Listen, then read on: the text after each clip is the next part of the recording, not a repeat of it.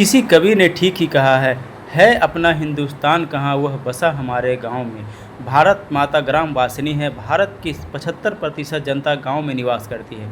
इसीलिए भारत को गांव का देश कहा जाता है। गांव ही भारत की आत्मा है, भारतीय जीवन के दर्पण है और भारतीय संस्कृति के परिचय है। जिस प्रकार आत्मा की स्वस्थ स्थिति पर सारे शरीर की उन्नति निर्भर होती है, उसी प्रकार भारत की उन्नति उनके गांव की उन्नति पर निर्भर है। इसीलिए गांधी जी कहा करते थे कि भारत का हृदय गांव में निवास करता है। गांव की सुषमा भारतीय गांव की प्रकृति की क्रीड़ा स्थली है।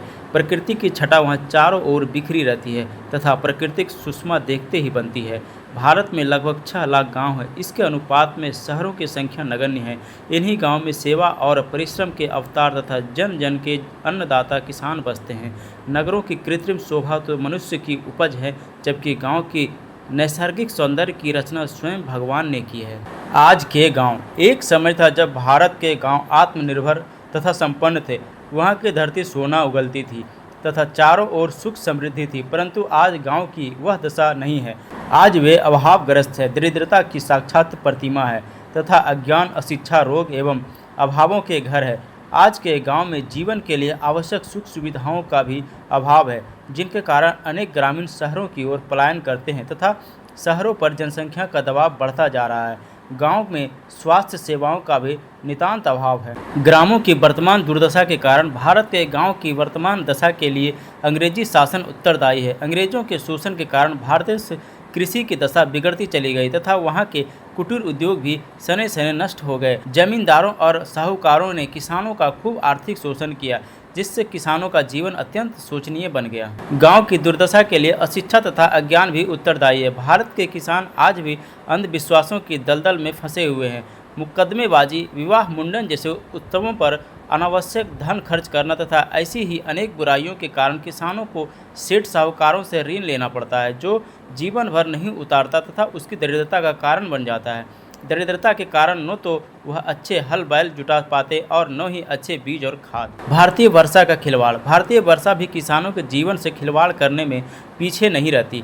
कभी समय से पूर्व वर्षा तो कभी अतिवृष्टि और कभी अनावृष्टि, जिसके कारण देश के अधिकांश भागों में या तो सूखे की स्थिति बनी रहती है या फिर खड़ी फसलें बाढ़ों के कारण चौपट हो जाती हैं। स्वतंत्रता प्राप्ति के बाद गाँव में सुधार। स्वतंत्रता प्राप्ति के बाद भारत सरकार ने गांव की उन्नति पर विशेष ध्यान दिया तथा किसानों के जीवन स्तर को सुधारने के लिए अनेक महत्वपूर्ण उपाय किए।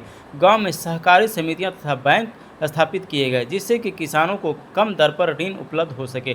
जमींदारी प्रथा का उन्मूलन कर दिया गया तथा खेतों की चकबंदी तथा सीमा निर्धारित कर दी गई। गाँव में नए नए किस्म के बीज, उपकरण तथा खाद आदि का वितरण करवाने के लिए सामुदायिक विकास योजनाएं प्रारंभ की गई। हर्ष का विषय है कि भारत में सरकारी प्रयासों के कारण हरित क्रांति हो रही है तथा एक नए युग का सूत्रपात हो रहा है।